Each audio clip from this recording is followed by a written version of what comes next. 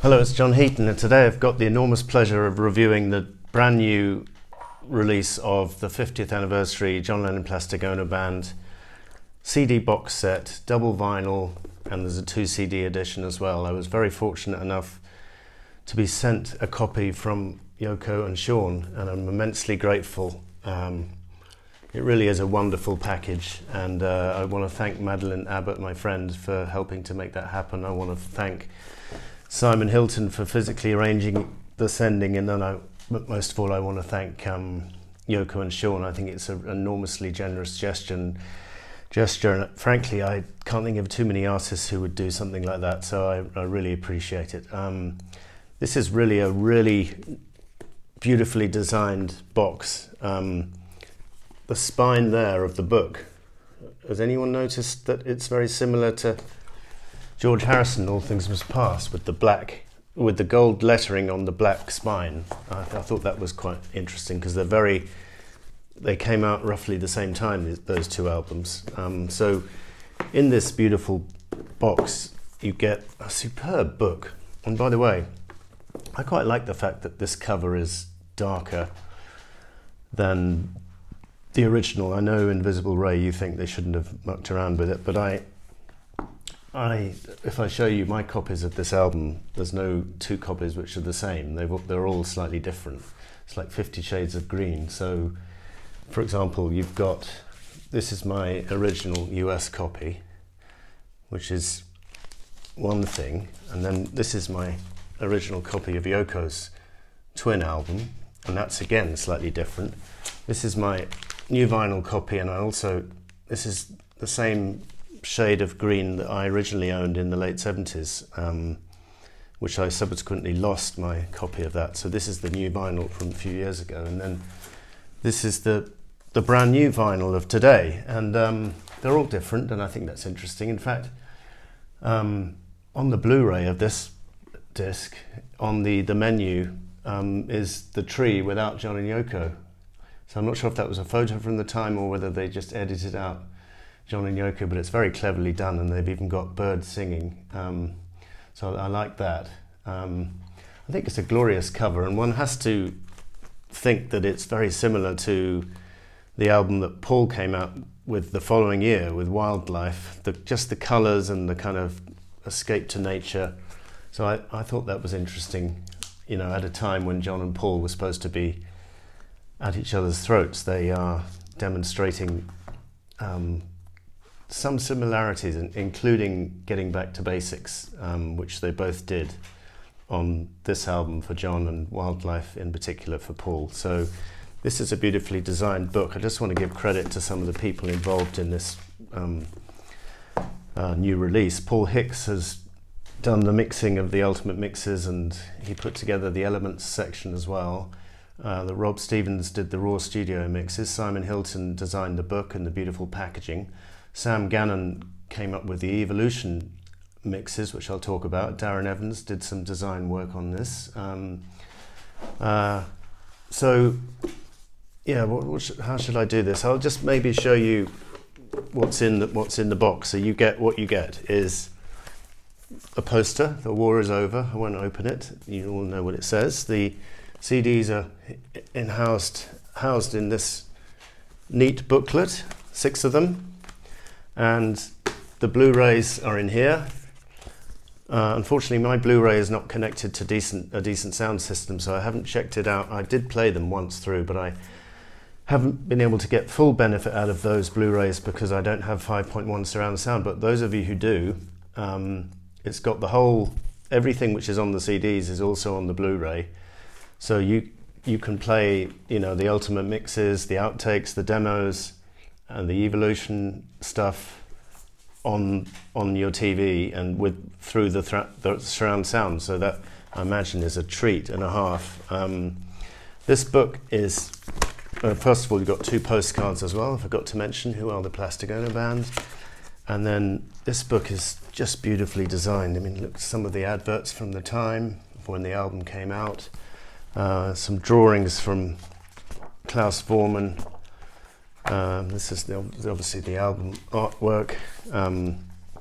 By the way, Dan Richter's fascinating, talking about the day they went into the Ascot grounds looking for the perfect tree to shoot this picture, and they knew that for the John's album, John was going to be resting up against Yoko, and then the opposite for Yoko's album. And yeah, so that, and then the back covers, this is obviously John's one, and Yoko's one was her as a child. So I think it's really, really nice that they did companion albums released the same day, and even the single which came out, I was noticing there wasn't a single in the UK, I don't think, but in the US the single was Mother on the A side and Why on the B side from Yoko. They spent a long time deliberating what to release as a single. If you listen to the Jan Wenner tapes, you know, they spend about 20 minutes discussing whether Mother or Love should be the single. But anyway, back to this release. Just a superb amount of detail in terms of who, well, not only who plays on which track, but which of the ultimate mix. You know, most of this recorded on 8-track machinery, just tells you what was on each of the 8 tracks, which is immensely interesting information, and then tells you what day the final take was recorded, or what day the outtakes were recorded, or the demos. Just thoroughly well researched, and a story around each song. For example, Love here, taking quotes from mainly contemporary interviews, and I think the Rolling Stone interview is probably the most valuable companion to this release at the time, because it was basically recorded December the 9th, 1970, so literally the same time as the album came out, and he's singing its praises, not too modestly, should we say, but that's fine, because I think most fans agree this is a masterpiece. So so this book is 10 out of 10, and then the packaging as well, and it all fits nicely into this beautiful case, and everything comes with the plastic owner band picture. So the vinyl is interesting because it's now obviously a gatefold, because it's got the original album remixed and the outtakes, and this is the beautiful gatefold. It's on the same White Apple label that was on the 2015, I think that was the year, the last vinyl release. It's got War Is Over poster, and it's got a nice booklet with the nice drawing from Klaus on the back there of the recording session. Klaus, John and Ringo in the studio, overseen by Phil Spector and Yoko. I was looking at which studio was used, and it seems like they alternated between Studio 2 and Studio 3 at Abbey Road, which I found was quite interesting. I know the Beatles recorded most of their stuff in Studio 2, but quite a few of these songs on Plastic Ono Band were recorded in Studio 3. For example, Mother, I Found Out, Isolation, Remember, God. Yeah, those are the main ones, and the others were in Studio 2.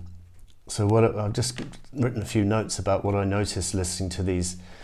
I probably found the most interesting out of all the discs, the Evolution mixes, where they just trace the evolution of the song from the genesis of it through the various incarnations until the final mix. And there's a lot of studio chat, and very nice to hear John and Ringo discussing how the drums should go, and they seem to be in tremendous spirits. You know, if one believed what one read, or if one believed what's in here, you would have thought he was thoroughly on edge and miserable throughout the sessions. But that's not that you don't get that impression at all. And you know, one day George Harrison walks in, and John is very pleased to see him, and he's talking to Yoko's helping with the production, and Phil Spector's chipping in ideas. Just, I love those Evolution mixes. They did the same thing on Imagine, and I think it's a really good way of getting one into the how the song came about and how it developed. And also my other favourite disc, probably, I love them all, but is the Elements disc, where they isolate, basically isolate maybe John's vocal on Mother, for example, or they mute the piano so that you can hear Klaus's bass clearer. And as I say, that was put together by Sam Gannon, and he's done a tremendous job. Sorry, he put together the Evolution stuff. The Elements, I think, was put together by Paul Hicks, I'm sorry. Either way, yeah, but they were both heavily involved in this project, and hats off to everyone involved, really. I remember on the Imagine release, they had the strings only of Imagine, which was very nice, part of the Elements section, and on here, well, I can't really pick out a highlight. It's all outstanding, and very, very nice choices of what to mute and what to show off. For example, there's an overdub of a conga onto "I Found Out" from Ringo, I think, which is highlighted in one of the Elements sections. Then there's a maracas and a tom-tom overdub on "Well, Well, Well." So most of these songs were not actually laboured over. Basically, the song, they seem to tackle one song per day, but that's not quite the case, because on the 27th of September, for example, they laid down pretty much all the versions for Mother, "I Found Out" and "Working Class Hero." And then on the 19th of October, they laid down, sorry, the 9th of October, they laid down the definitive versions for "Remember" and "God." And then 30th of September, they worked on "Hold On." 6th of October, they worked on "Isolation." And then 15th of October, they worked on "Love," and then they came back to it on the 19th. And I could pick out various highlights from everything, really, but if I want to concentrate on a few, the organ overdub on "Isolation" is beautiful. Hadn't realised that was in there before. But I think my favourite out of the whole package is the way "Love" is put together. And one would have thought that piano was the outro and the intro were tacked on at the end, but actually Phil Spector is playing the intro live, and then maybe the outro was tacked on. But that song with John strumming beautiful acoustic guitar and Phil Spector on the piano was not overdubbed. They were in the studio together doing that, just the two of them, and it's just a thing of absolute beauty. And I can play that song "Love" on the piano, but I can't do it nearly as well as Phil, and it's just a mark of his genius. And the way he does those bass notes, and then with the fifths coming up, just really sensitive playing. And I think it's one of the most, I know classical music fans will laugh at me, but I think it's one of the most beautiful piano pieces I've ever heard. I really do. And it was not quite a revelation, because I knew it was in there, but it's really brought to the fore on the Elements mix, where you can hear Phil Spector's solo piano, just sensational.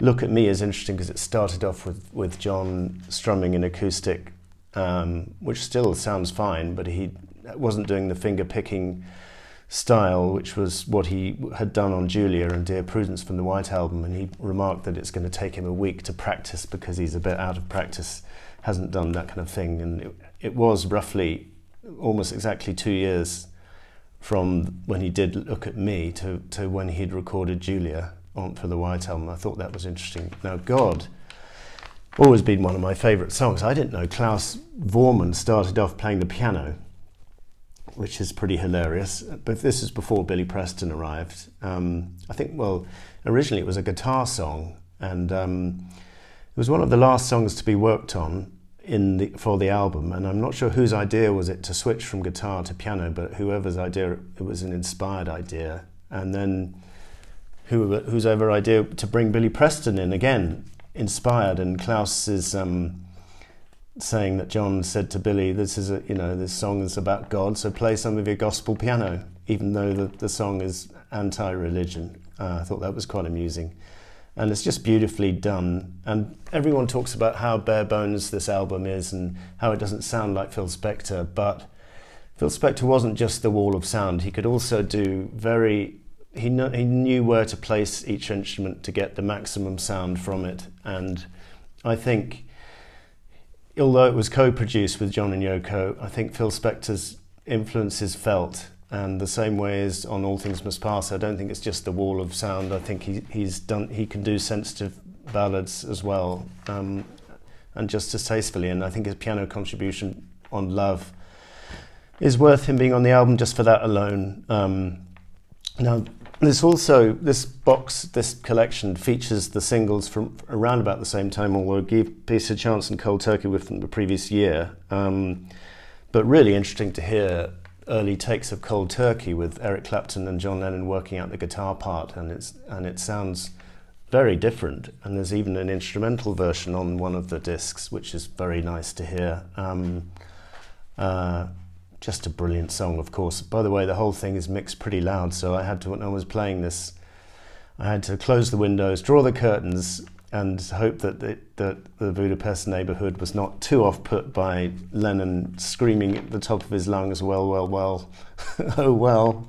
Anyway, Instant Karma is also featured here, and you can hear the early versions of that song without the reverb and without the echo, which are tremendous. And actually, although credit to Phil Spector for producing that record, also the early takes demonstrate just what a fine drum performance it was from Alan White, with or without the reverb. It's just a tour de force performance. So I might want to give the last word. By the way, I just want to mention this documentary of Plastic Ono Band is a good companion piece. If you can't get enough of this album after listening to this new release, then that's a good DVD to pick up. This is my copy of the sheet music, where they were too cheap to put a photo on the cover, so they put just a poor picture of a tree there. I'm going to give the last word to John. So this is from the Playboy interviews from 1980. Some people feel that none of the songs Paul has done alone come close to the songs he came up with as a Beatle.